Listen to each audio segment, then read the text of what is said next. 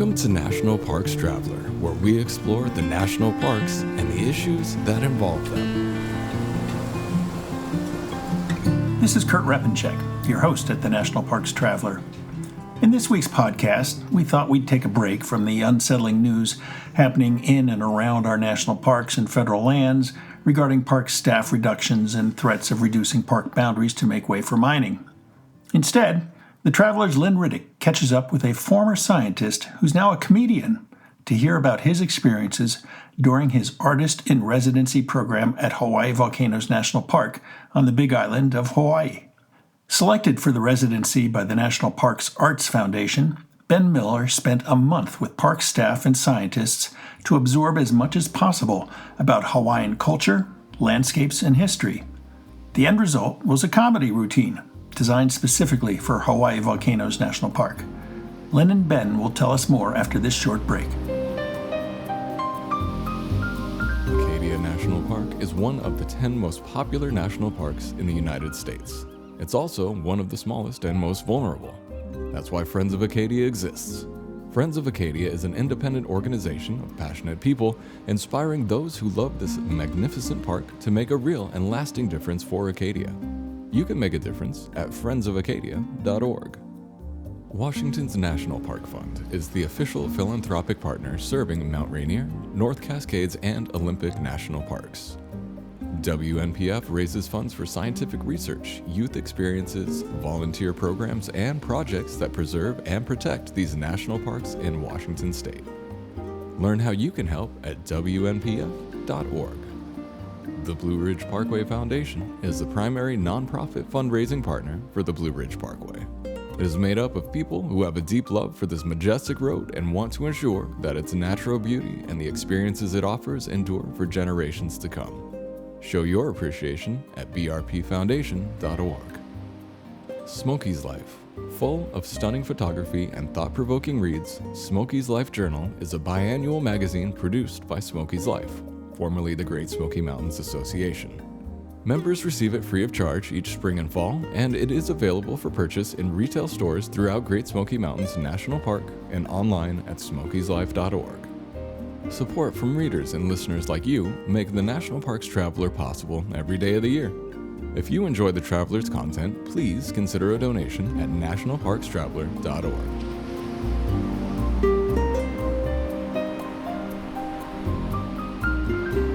I'm here with scientist turned comedian Ben Miller to seek out some lighter moments in the midst of a lot of upsetting things happening in and around our national parks and federal lands. And I'm not talking about close encounters with bison either. Ben is exploding on the scene and carving a niche in volcanoes. Jokes about volcanoes, that is, having done an artist-in-residency at Volcanoes National Park in Hawaii. We're here to put him on the spot to be funny. Hi, Ben. Welcome to The Traveler. Hey, thanks so much for having me. I appreciate you setting the challenge up top, as I have to be funny immediately, or else I'm going to mess this entire thing up. Yes, sit there and be funny for us. No, just kidding. Well, what's going on in your world today?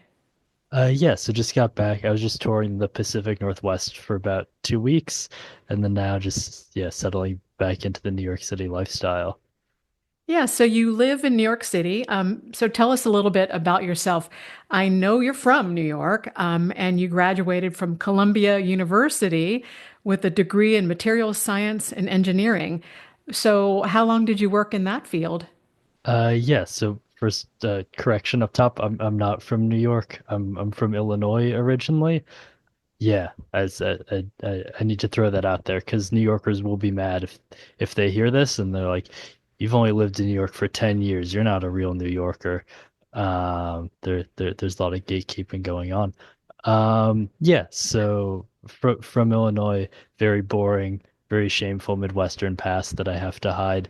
Now, how will folks from Illinois feel about that comment? Oh gosh, that's a good question. You're right. Maybe I should represent the Illinois people a little bit better. It's a very fine place to live if you like corn. I think behind Iowa, we're like the number 2 corn producer in the US. And what a nice time corn is. Did I do okay? Do you think I appeased the Illinois people? I think so. And I like corn.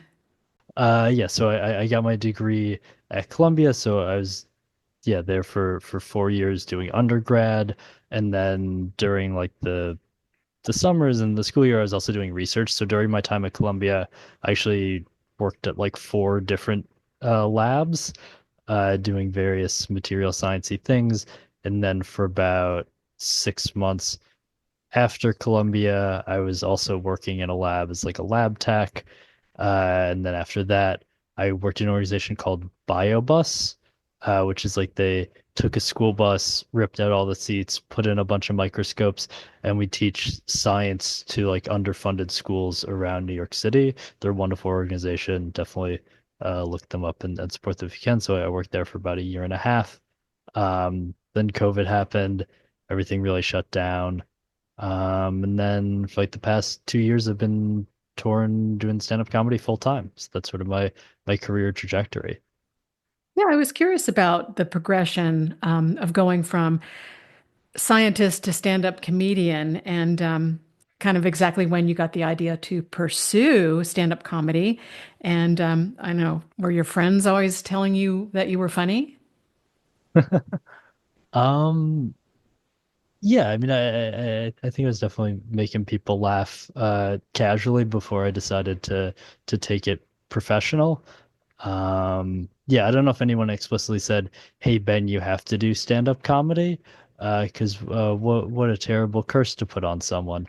It's it's a real rough and demoralizing pursuit. Definitely don't tell your friends to do stand-up comedy. Would not recommend. Yeah, because it is kind of an art and it does take a lot of discipline and focus, and you got to come up with a lot of good ideas too. Yeah, absolutely. Does definitely take a lot of time and effort. And especially in New York City, there's like thousands of comedians. And so you're going to these like rough open mics where you're in some like dark, seedy basement for a couple hours and you're seeing people that are really good at it, some people that are really bad at it, just random people off the street, trying to make people laugh. It's a tough pursuit. Well, so what did your parents say when you switched careers? Did they feel they got their money's worth for their Columbia University tuition payments at that point? Well, I actually got so Columbia's really great in that they once they accept you, it's like need blind. So for like undergrad, they'll cover whatever you need. My parents did not pay a huge amount in money to Columbia, if you need to know the exact financial background of my family. Um, so there wasn't a huge investment on my parents' part. But are they disappointed despite their small investment not going well? Absolutely. Uh, no, that's not true. They're very supportive. It took them a little bit of time to come around. I think it's definitely shocking when like you're expecting, your child to be pursuing like a PhD in material science and engineering, and then you're like, wait, what? You just want to stand around and tell jokes all day? That's absurd. Is there any money in this? But I think, yeah, now that they've seen that, I've been able to be a little bit more successful with it. They're very happy, very supportive, and I'm very grateful to have that. So, how would you describe your style when you were a scientist and now as a comedian? My style when I was a scientist. I know you Oh were gosh, teaching I don't science know. in a bus, so that says a lot. Yeah, yeah, that was a lot of fun. So those actually, so my job was like 75% I would take care of the bus. So I was like more of like a lab manager. So it's like refilling a lot of the supplies. I was fixing all the microscopes and stuff. And then I'd teach maybe like 25% of my time just to like fill in the gaps if people were out, they needed someone to support. Yeah, teaching, oh gosh, so much fun. I think every age is sort of like a different challenge. Like with the younger kids, there's like so much energy and excitement. It's like, okay, how do we like take this excitement and curiosity and focus it? And then with like more of like a high school age, it's like, oh, how do we draw these kids out? Where they might be a little bit like seem like they're a little bit too cool, but then you show something that piques their interest, you show that you really care, you get them to to be a little bit more into the science. Um, so, As far as your style so as a I'm comedian, yeah. Oh gosh.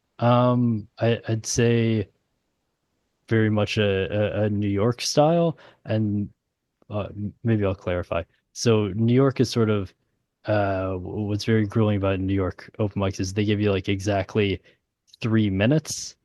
So you have to be funny immediately. New York, I think, creates really, really sharp writers where you're just getting to the punch as quick as possible, very densely packed jokes. Not very physical, like LA comedy. There's a lot of like actors. You'll see people like acting out an entire scene, and that's very cool. Whereas New York comedians will just stand in one spot for an hour straight. Sort of is, I'd say the difference in those styles. you seem to have a pretty laid back personality. Do you emphasize that in your presentations? Do I seem laid back? I don't know. I feel like am I outwardly projecting laid back? A little. Okay. I feel like I've been going a little bit rambly here, taking all the questions a little bit off the rails. Slight fact corrections. Because I'm now that you brought up scientists, I'm like, okay, I need to have all the facts correct, not from New York, from Illinois originally. Gotta get that in there. Um, yeah, no, I think that there's like an amount of self-deprecation I think is important for comedy to have a level of awareness, unless you're playing specifically like a character or something like that. Yeah, you got to have a little bit of a self-deprecation is important. Your website bio says that you've performed at top clubs and festivals in New York City and elsewhere. And then it goes on to say that you've also performed at planetariums, volcanoes, and even at an eclipse. So Yeah. those aren't the usual comedy show venues. Oh, And I'm absolutely wondering not. if that's an advantage. Maybe people, you can make people laugh when they're where they least expect it. Yeah, I mean, I think it's definitely been cool to bring comedy into these unique spaces, especially with yeah, this volcano show, and then I had a previous science comedy hour before that. It's been really fun to like, I've performed at comedy clubs, I've performed at like theaters and stuff, but also to like, yeah, bring stand-up comedy into a planetarium. What a fun, unique space. So that's been pretty cool.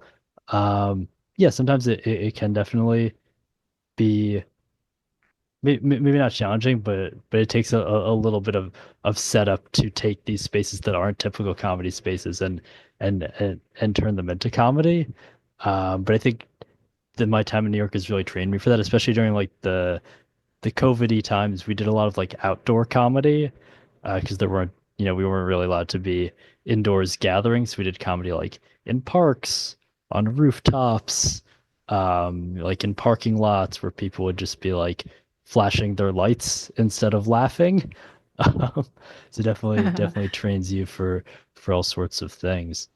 Um, Probably one of the weirdest gigs I had to do, even weirder than an eclipse, was in at the Edinburgh Fringe Festival in Scotland a couple years ago, in this store that's sort of like in IKEA. They're like, "Why don't we put on a stand-up comedy show here?" So they put me in the rug section, um, and that was definitely pretty surprising. As far as you could tell, no one was expecting in the middle of shopping for rugs just to be seeing someone holding a microphone trying to tell jokes at them while people were just like arguing with their partner about what rug would fit their home best.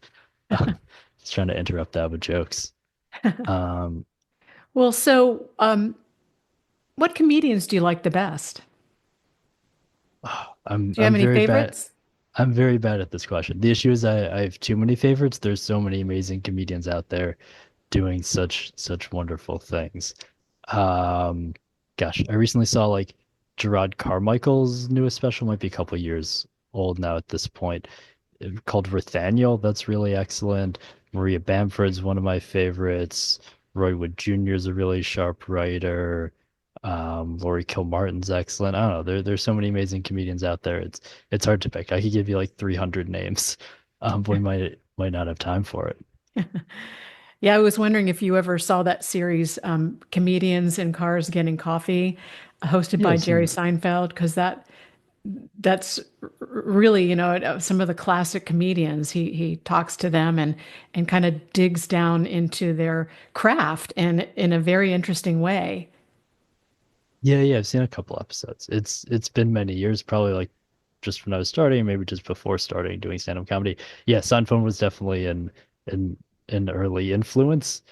Potentially like him, like Chris Rock and George Carlin were like the first three comedians I ever knew existed.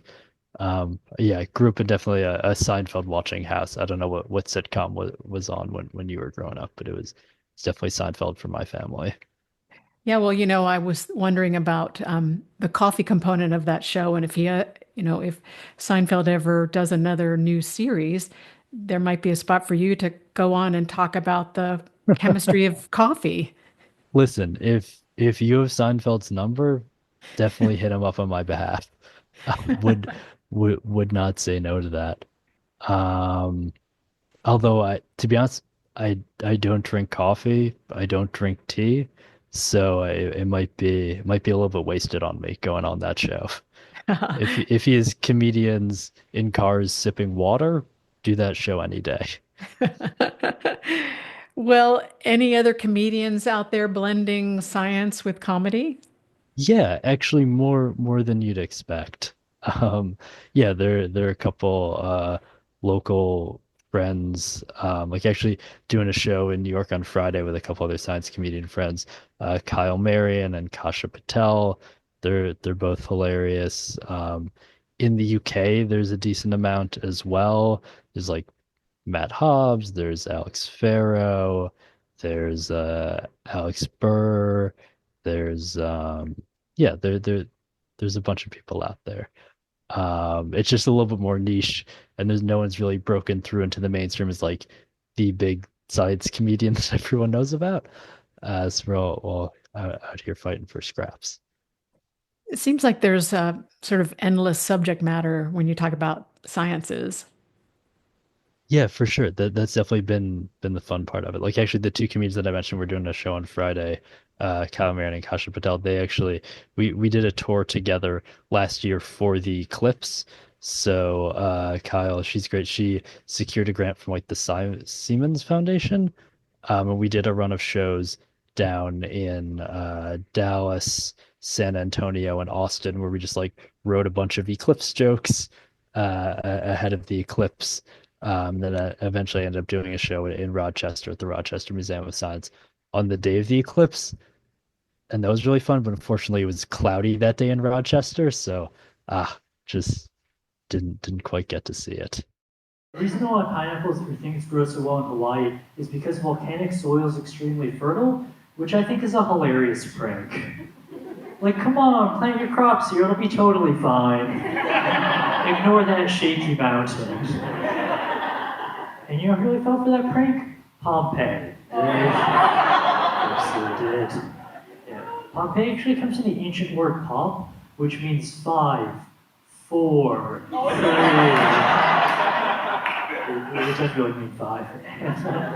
Archaeologists were recently able to date Pompeii because they found some ancient Roman commemorative coins, which I think it's cool that even in ancient Rome they had late night infomercials. Like, oh, buy this coin for the low price of XVIIIXIX. In one of the papers I was reading, it talked about how of the 1,100 bodies they found in Pompeii, only 200 of them had coins in their pockets, which that's such a rude detail to include, right? Like, they're already dead. Why do we need to roast them for being poor? Haven't they already been roasted enough? Sorry, 2,000 years ago, it was too soon. I apologize. Need some more time to process. Ben, you were the first ever artist in residence at Volcanoes National Park in Hawaii 2 years ago. Um, Tell us how that came about. Where did the idea come from? How do you apply for something like that? Yeah, so there's something called the National Parks Arts Foundation. They have residencies at a few different national parks across the country. I don't know, to be honest, I couldn't tell you how I found it. I think just randomly on the internet one day stumbled upon this. It's like, this seems wild. There's no way they'd ever accept me. Because like normally they have, like poets, like Grammy nominated musicians, like people like actual artistic talent. And I was like, okay, what if I submit to them stand-up comedy? Because they're not specific. They're like open to any medium of art, um, quote unquote. Yeah, so it's like, I don't know, maybe I'll submit, maybe with the science angle, it'll give it a little something. So I feel like it's probably the only person that submitted an application that had a full bibliography at the end. Yeah, and then they were generous enough to accept me. Yeah, and Tanya at the National Parks Arts Foundation, shout out to her. I know she definitely advocated for me strongly, and I'm very grateful for that opportunity. Well, so how long were you there and what did you do all day? Yeah, great question. So I was there February of 2023. So very grateful to get out of the cold New York winter to spend a month on the Big Island of Hawaii. Um, yeah, so what I did there is I spent most of my days hanging out in the park, exploring it, talking with scientists, park rangers, and then also desperately writing jokes. Because the residency is like you're there for a month. At the end of the month, you're supposed to have a 1 hour presentation of whatever music you've created or like a poetry reading or if it's like an art gallery like an art exhibit or something like that. So the task was they wanted me to write an hour of stand-up comedy in 1 month. um, which I don't know how much you know about the stand-up comedy creation process. It takes like 2 to 4 years to write a good hour of jokes. So it was quite the time crunch. And so did you just do the one performance at the end then? Yes, yeah. So I actually connected with some local comedians on the Big Island, and there's maybe about a dozen or so of them, and so they have like a show every Tuesday at the Elks Lodge in Kona, and then like a couple blocks away they have like an open mic at this gay bar, and so yeah, I maybe got on stage like 6 times that month, and then had to do an hour of mostly words I'd never said before. Um, so that was a very specifically unique challenge because, like in New York City, I'm getting on stage like 40 to 60 times a month. So it was a significant reduction in the amount of stage time. So it was definitely difficult to try to develop material under that unique pressure. But on the opposite side of the coin, just being in Hawaii, like learning so much, having so many cool, unique experiences was so like wonderfully inspirational that from that month of experiences I have in the 2 years since then, like created a usable hour of jokes that I've been touring internationally. That's amazing. And so you were going around with park rangers, park personnel, and just, I'm guessing you were jotting down ideas as they came to you and Yeah, yeah. pronunciations of all the Hawaiian words. Yeah. Oh my gosh. Yeah, my pronunciation of Hawaiian is very bad. Very, very embarrassing for sure. But I do my best. Yeah, so actually, yeah, so I think like day one I met with Jessica Faircane, who's the like social media outreach for the national park. She's wonderful, and Summer Roper as well, who's an archaeologist there. And we talked a little about like, yeah, the park, the residency experience. And then I was like, I really wasn't sure what it was like or what I was allowed to ask for. So it's like, I don't know, can I like meet all of these people? I'm like, yeah, sure, we'll give you their email addresses. Yeah, so I met with some other rangers. I met with some other scientists at the park. I went down to the HVO. I met with Ken Hahn there and a couple other scientists there as well. And actually, I was very fortunate that I think the second week I was there, it was like a new ranger training week at the national park, and actually, Kakoa, a ranger there, allowed me to like sit in on some of the sessions. So we got some really special like behind the scenes access. And yeah, just learned so much about the park, about Hawaii, about its history. Yeah, so it's definitely constantly scribbling notes on my phone, like a madman the entire month. So, so where did you stay while you were there? And, like at the end of the day, did you sort of go back to this place and work on your material? And did you have anybody that you could bounce ideas off of? Yeah. So they as part of the residency they put me up in Nalehu, which is like about an hour away from the main national park. It's actually like right by the Kahuku unit. I don't know how familiar you are with the Big Island geography. But yes, it was this really beautiful like three bedroom two balcony home that I was in. Absolutely spectacular. Then actually my big brother joined me for the first 2 weeks of the month. So yeah, it was really special to be able to experience the national park with him. Yeah, bounce some ideas off of him, work on some ideas at the up mic be. I was definitely writing for like hours every day. So at the end of this, when you gave your presentation, well, I shouldn't say presentation, when you did your performance, your show, um, do you feel like it was tied up as much as you wanted it to be, or do you feel like maybe later you perfected some of the bits? Oh gosh, yeah. I mean, to be very frank, yeah, the performance I gave was very bad. But that's okay. I mean, it was all of the material was very new, or I hadn't said a lot of those things before. I didn't have like the proper time to develop it, but that was sort of part of the fun challenges. I was walking into something that was going to be um pretty rough. And yeah, in like the 2 years since then, I've definitely yeah, polished a lot of that material, written a lot of new jokes. Yeah, so it was very much an unfinished piece.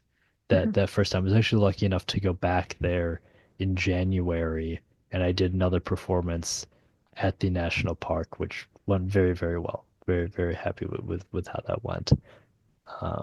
Yes, it was a bit of a redemption arc. So it sounds like there was a lot of pressure trying to make jokes about volcanoes. Sorry, I'm sure you hear that a lot. That's okay. No, I like the book, Piano Puns. Yeah, definitely support that. And so magma is faults on the inside of the earth, and lava is faults on the outside, which they use this fact you can all use to annoy your friends at dessert. Like technically just a magma cake. When you cut into it, then it becomes a lava cake. That's when it happens. So you're saying there was a lot of pressure.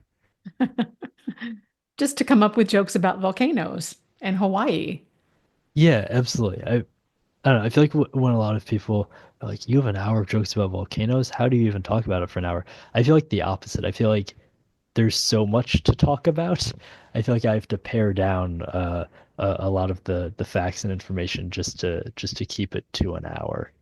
And especially with yeah a lot of the yeah my experience on Hawaii, a bit about like the Hawaiian history and culture as well. Yeah, there's definitely so much to explore and talk about. And it looks like you use PowerPoint a lot in your comedy acts. Did you also use a PowerPoint when you were doing the act in Volcanoes? Yes, yeah. So definitely used PowerPoint. So yeah, so it's as I'm sure you've seen the videos. It's like a mix of like references or like pictures of the actual things that I'm referring to as like, hey, here's an actual fact. I'm not just making this up. And it's also like some silly things that I've like photoshopped. Um, Yeah, so the act is multimedia. Although to be honest, with this volcano show, to the majority of those jokes actually work without the pictures. I've like worked them out at like open mics and clubs in New York, because they don't normally allow you to have a PowerPoint when you're doing stand-up comedy in New York City. So sort of a necessity is that a lot of these jokes just work on their own merits, and the PowerPoint is just like fun decoration to have around it. Um, Another thing that's pretty interesting and amusing is that you source your material. So on your website, you include a list of your joke topics with links to where you actually source the facts. For example, one is evidence that you actually were an artist in residence at Volcanoes National Park. And there's a link to the National Park Service's news release about that. So, why did you decide to source your comedy material? Do you encounter a lot of skeptics? Yeah, definitely. I really didn't expect that when I was talking about this, that people would come up to me and be like, you weren't actually. There's no artist residency at Hawaii Volcanoes National Park. I was like, no, I've been there. I did it. They here, so I didn't realize that was something I'd have to clarify. But yeah, a lot of people, even though they've been to the park, do not believe that this is a real thing that exists, or that they would have accepted a stand-up comedian. They're like, well, you're joking. Joke people lie all the time. So yeah, so I think that it's important to clarify that, and then also for people's curiosity. I think there's like so much that I could not include in the show. I think a lot of people, yeah, when they go to the show, they're like very excited about volcanoes. They want to learn more. So I think having those extra resources is important. I think that's the science educator in me. It's like, no, everything's been fact checked, and here's all of the, even if there's some things I had to simplify for the show because I couldn't get into like the nitty-gritty specifics. Here's a lot of references. Here's a lot of fun things you can learn more. Yeah. Yeah, definitely an educational component, which is probably very unique for your line of comedy. Another source that you had was about Mauna Loa lava flow being stopped by aerial bombings in 1935. So, lava flow being stopped by bombings. And you include a link to an article about that by the U.S. Geological Survey. So, again, any thoughts on that? And was there much disbelief on part of the audience? Yeah, I think yeah, some people are a little bit surprised by that. I was definitely very shocked when I learned about that as well. I guess I'd like to clarify it's up for debate whether or not the bombing actually stopped the lava flow. I think most people err on the side of it did not have that strong of an effect. And then also I think I should clarify that it was, I believe, massively disrespectful to do this. That a lot of people on Hawaii have a deep respect for Pele. She's the Hawaiian goddess of volcanoes. She lives in Kilauea. She is the lava. And bombing the sea, I think, is a deeply disrespectful action taken by the U.S. military. Yes, I think it's interesting to bring it up and bring awareness to this. But yeah, I also think important to acknowledge that it was morally wrong to do this, even if it's like an silly, ridiculous like bombs versus lava. Whoa, is this like a sci-fi channel original movie or something like that? But no, it's actually a part of U.S. history that happened. So you were saying, Hawaii is full of culture and history, and it's, Hmm. kind of a never-ending geology lesson. Yeah. So what were some of the more funny or amusing things you learned about Hawaii and its volcanoes during your residency? Um, Or maybe not even funny things, but interesting things that you were able yeah. to focus on in your material. Oh gosh, so many fascinating things. So it's like one of the most studied volcanoes in the world, one of the most active volcanoes in the world. Here, I'll actually give you another joke that I've since removed from the show. Um, actually for a slightly different reason, which is actually they had to develop a new type of thermometer in the early 1900s to measure the temperature of the lava in Kilauea. That's how hot it was. Is it's like all of their thermometers were melting. Like, what's the temperature? Oh, it's Dali painting. That's what it is. Just full on melting clocks. I removed that joke because it's not fully factually accurate that they tried with a thermometer and their thermometer melted. That's not actually what happened. So I didn't want to mislead people.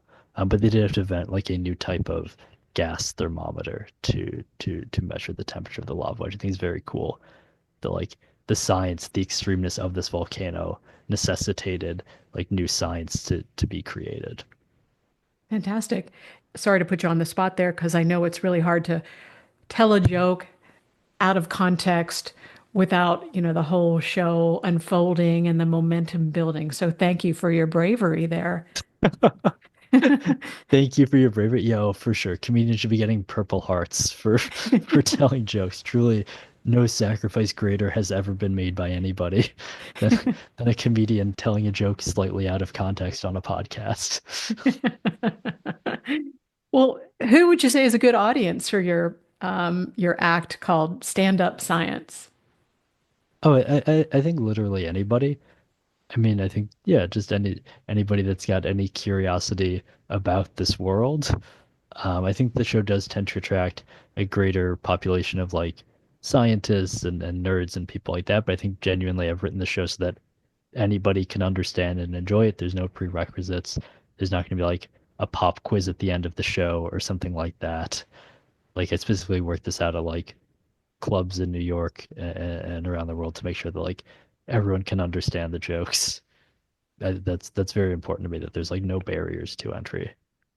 So you have some interesting gigs coming up in Iceland, Scotland, Switzerland. How did those come about? Uh, just sending a bunch of emails.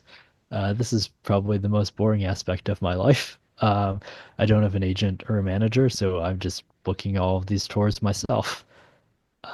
So just, being like, oh, this is a place that I'd like to go. Why don't I send, 100 emails trying to make it happen? Well, Iceland is very volcanic, so you might have a Yes. pretty good audience there. Yes, I'm very excited to go to Iceland. No, never been there before. Think it'll be a good audience for the show. Yeah, the show definitely does. It does do a little bit better in volcanic places, like Pacific Northwest was very fun. Going back to Hawaii was really wonderful. Yeah, excited to go to Iceland, and then hopefully trying to make Tokyo happen as well because they got Mount Fuji right there. Yeah, that's right. Ben, it's been great talking with you. And I want to say, sadly, the National Park Service reports that due to staffing shortages, applications for new residencies are temporarily on hold. Oh But you no. got yours in, and it sounds like you did the job well. Yeah, thanks. I appreciate that. Yeah, yeah, it's definitely horrible what's happening to the National Park Service. Hopefully they can be, restored to their full capacity soon.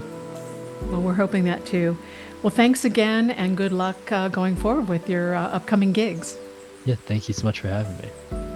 You can learn more about Ben Miller on his website, benmillercomedy.com, or on Instagram at This Is Ben Miller.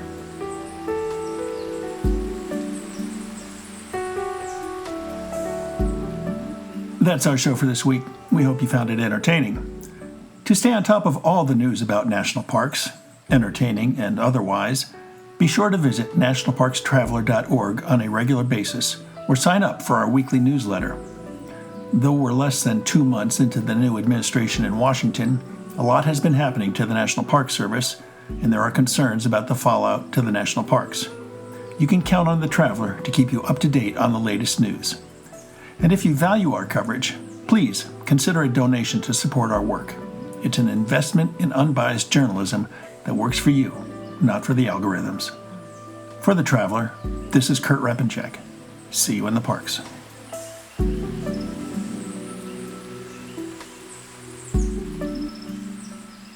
The composers and musicians at Orange Tree Productions have created a unique collection known as the National Park Series that has grown to include more than 30 CD titles.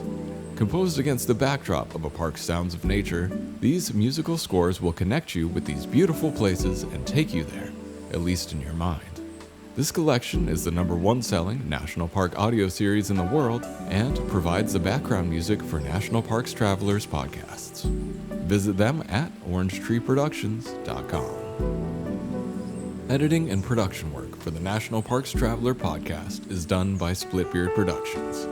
You can learn more about us at splitbeardproductions.com. National Parks Traveler is a 501c3 nonprofit media organization that provides daily editorial coverage of national parks and protected areas. Traveler's coverage is made possible by reader and listener donations. Visit us at nationalparkstraveler.org.